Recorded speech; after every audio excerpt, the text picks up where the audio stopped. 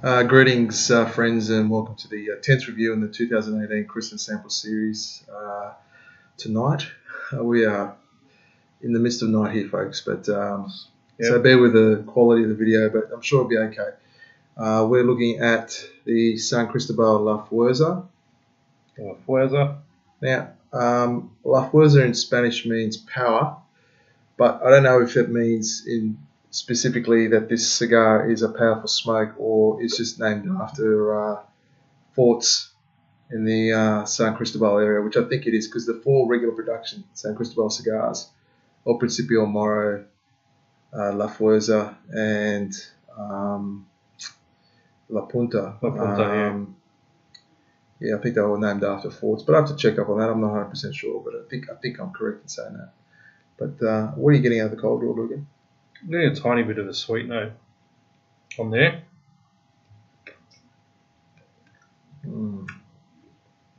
Just sweet tobacco. Definitely. And the other thing I get out of the difference between the cold draw between the others in the 2018 Christmas Sample Series is certainly a very strong cocoa element to the cold draw that's very different in regards to the others. Okay, we're going to come back. We're going to light it up and come back and give our thoughts in the first third. Okay, so we've lit up. Your first impressions, Luca? Straight away, sweet cocoa and coffee. Nice coffee flavours. Yeah, straight away, really nice.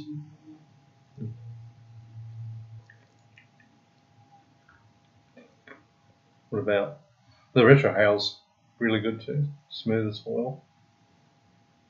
Nice smoke output. Oh, I was thinking that. Yeah, there's a lot of smoke output there. Yeah, for me too, and I do concur with the sweet cocoa, the coffee.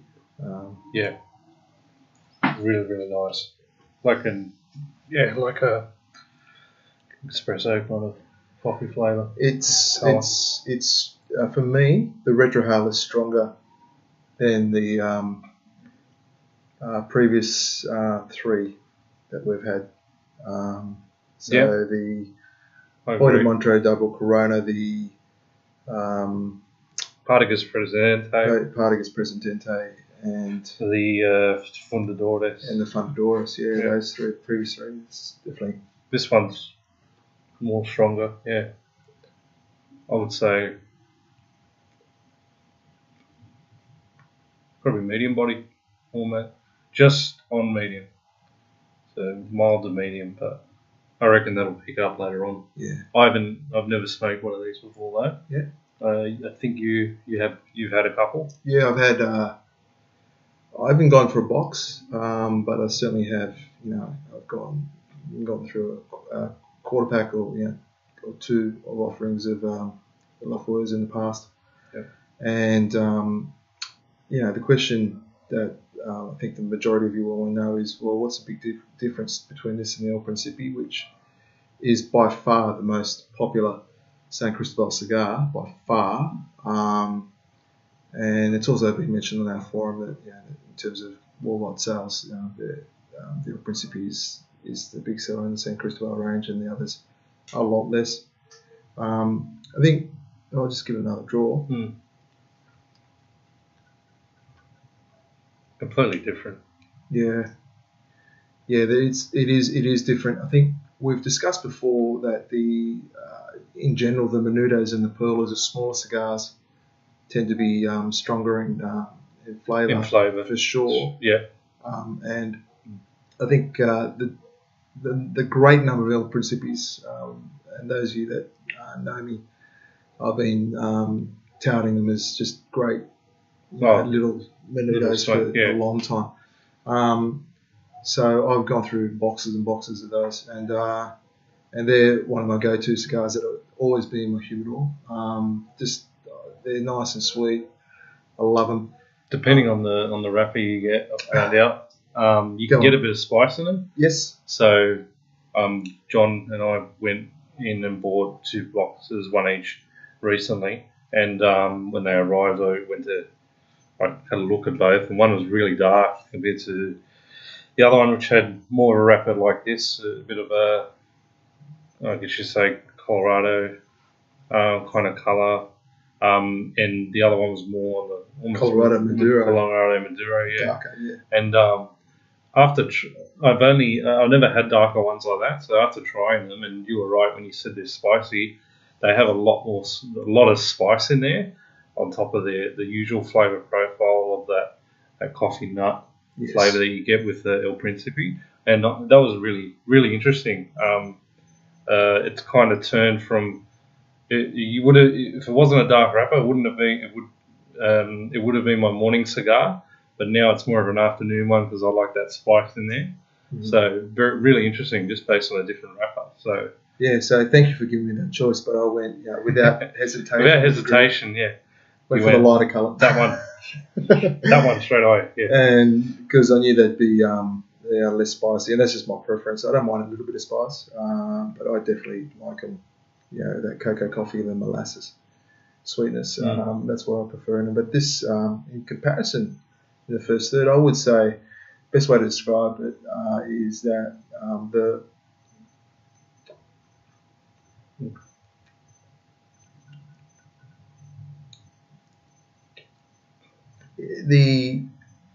there is a molasses element to it, and the cocoa and coffee combination together with the molasses is nowhere near as intense. It's way more refined than the El Principe. Yeah. Doesn't make it worse or better, just different. Yeah.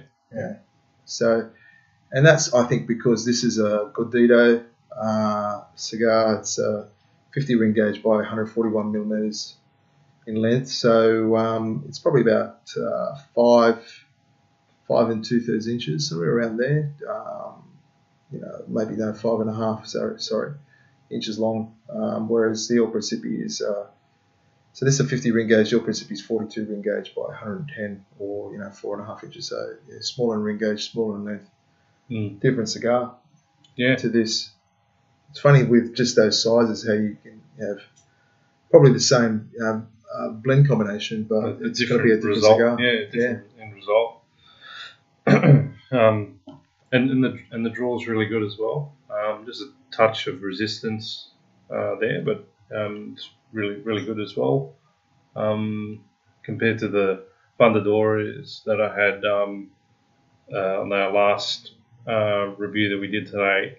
But what I did do after we finished it, even though I picked at the pigtail, I forgot to mention I gave it a cut, and then that opened it up all over again. So that was really good. Oh, with the Fundadores? Yeah, okay. I'll tell you that. But this nice razor sharp burn. You got heaps of foot smoke as well. A lot of foot smoke. I've just barely gone through it, folks, and getting per draw a lot of smoke. Yeah, very pleasant to get that much smoke out of a cigar. Oh yeah, definitely.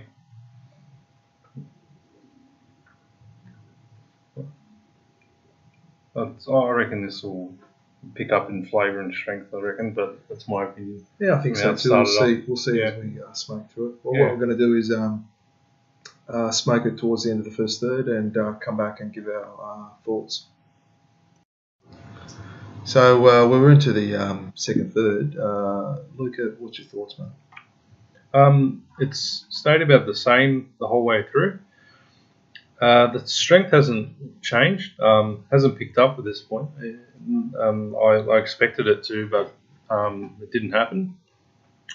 It's still getting... Well, mine's almost out. Yeah. Still strong on the retro hail. Still got a little bit of a sweet note, but it's died off since the beginning. I'm getting a tiny bit of coffee in there, so it's kind of dipped down a bit. In general. Yeah.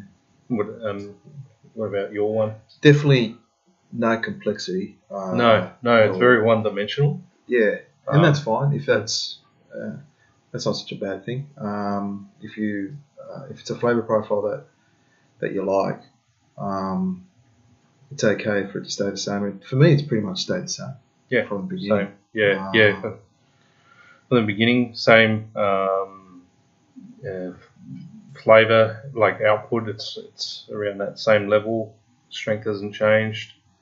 Burns been pretty decent. Needed a bit of touching up, a bit of attention. So not much to report. No, I think the one thing I wanted to just discuss with yourself and our viewers, I guess, has it? Oh, yeah, we'll relight it up, touch it up again, and light it up. Yep.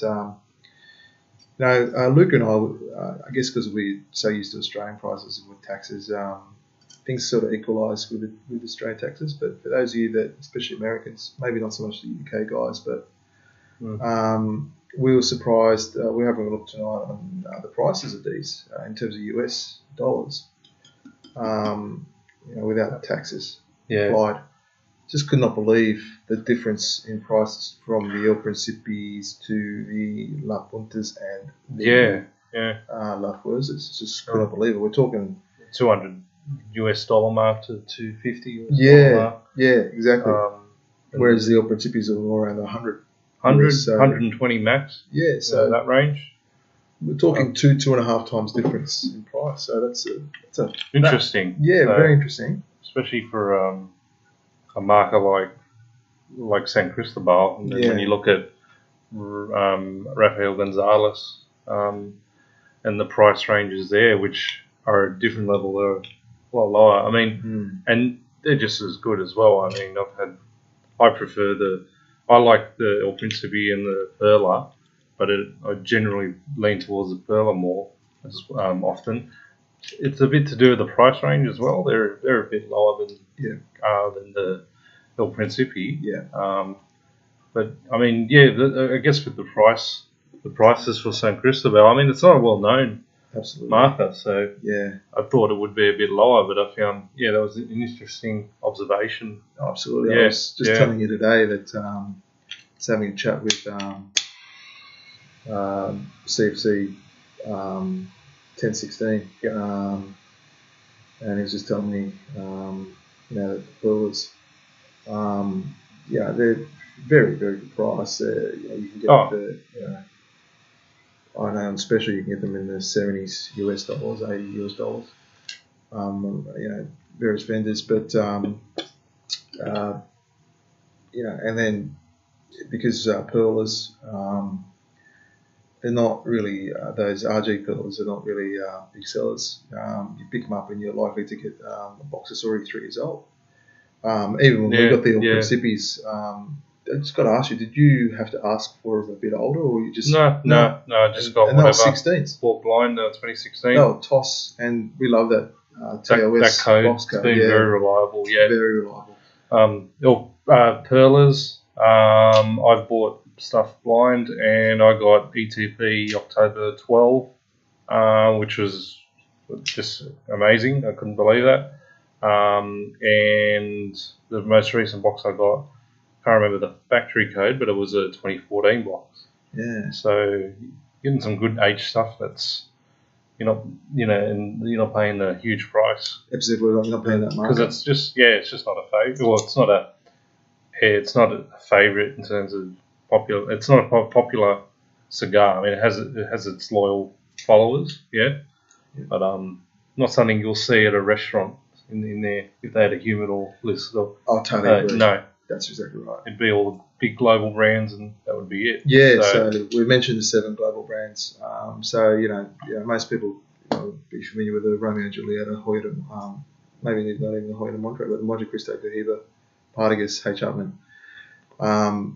You're not not too many people are going to be familiar with the niche brand like Trinidad or San Cristobal or a local brand like the Rafael Gonzalez. Yeah, people that smoke cigars that or occasional smokers, but act like they know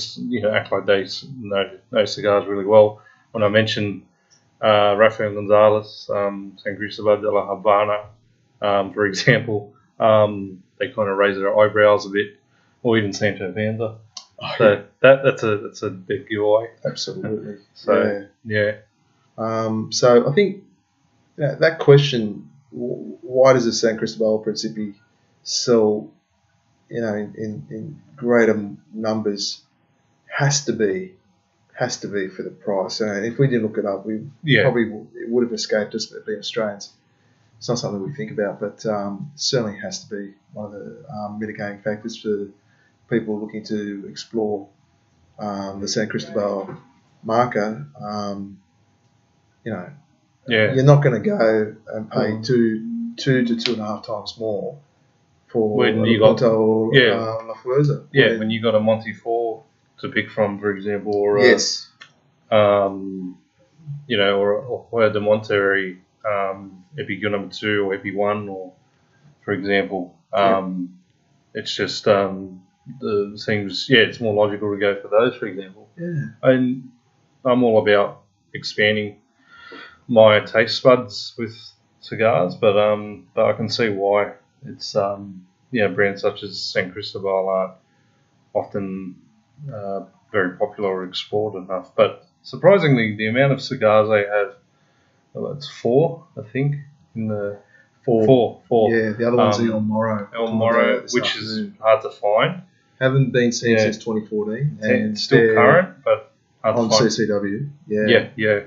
So it's like a double Corona. It's called a Parcos size. It's 49 ring gauge, but it's not 194 in length. It's 180. It's about have you had a bit over half an inch. I've got to say, I don't think I have. I haven't either. I haven't had the opportunity. Please, though, do not send me. Thank you. I regret saying that. Yeah. Don't send me one. It's okay. If you have them, keep them, because I remember, I think a couple of the guys on the forum in the Daily Smoking thread, a couple of guys a while ago were talking about, I think that's my son playing music upstairs. I think, You know what that is? It's playing a bit of a joke. So we'll bear through that as we're talking, but lost my train of thought. Yeah, lost my train of thought. I think we'll pause it here. Yeah, and we'll get back to you guys on the final bit.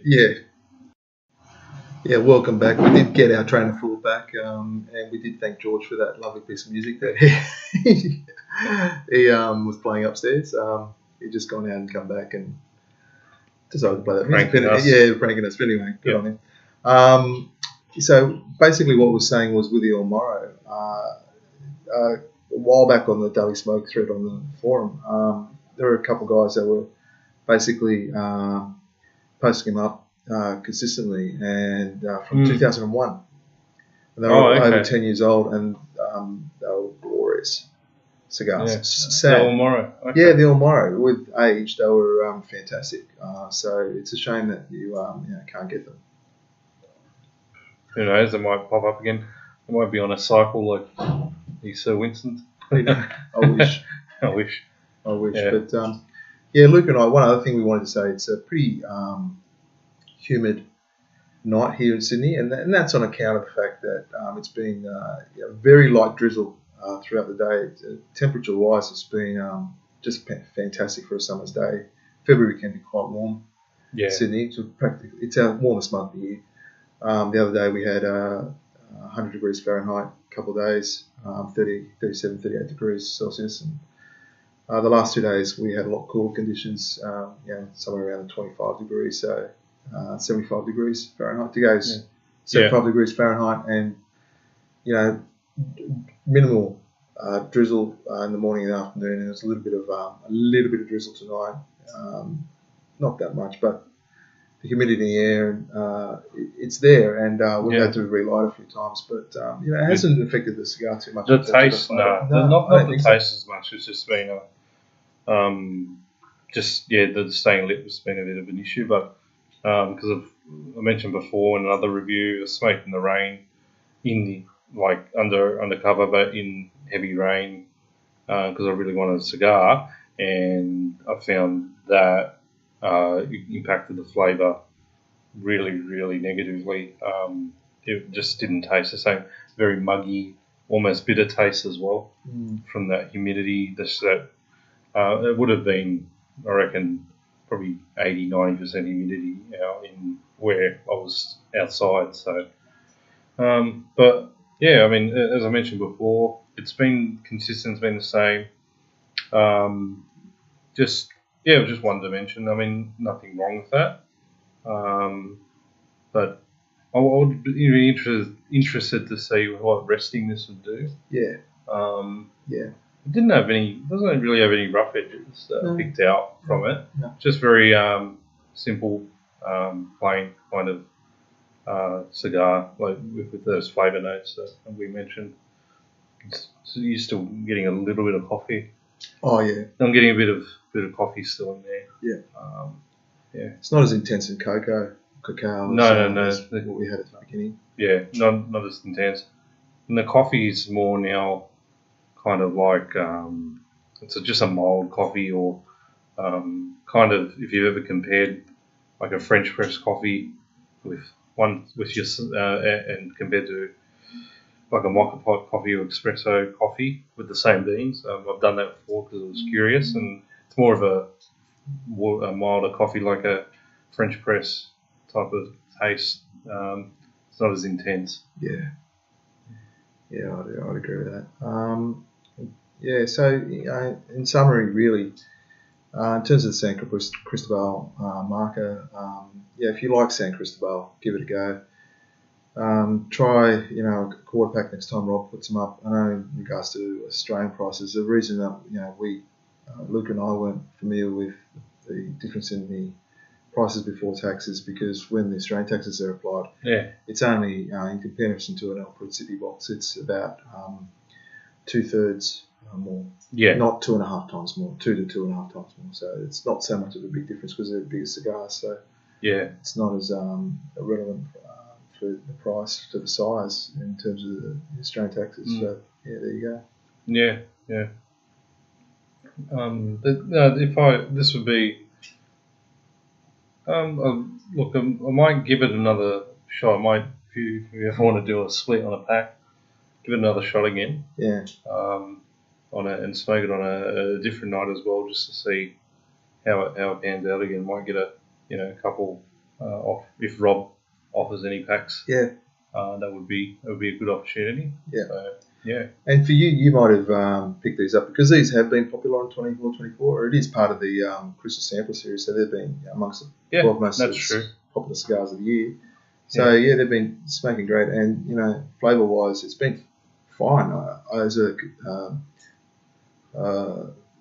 San Cristobal smoker for myself. El Principes. Yeah. I like They're them. a staple for you. Yeah, they are. Almost for me. Yeah. Followed by closely following the Burla. Yeah, definitely. So if you do like the El Principe, you will like these. That's the point that you want to know. It's up your alley. Yeah, it is up your alley. Yeah. It's not far off. You'll be fine with them. Yeah. It's just there. Obviously, as you mentioned before, won't hit the ground running like El Principe, but it does have that nice DNA there. Yeah.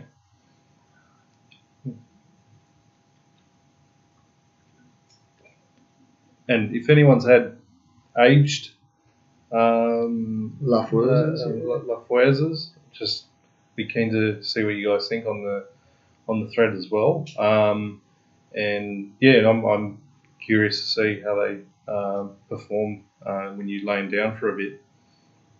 Yeah, sure. Yeah. All right, then. Well, we look forward to next time we meet, which will be soon. And until then, happy smoking. See you guys. Take care. See ya.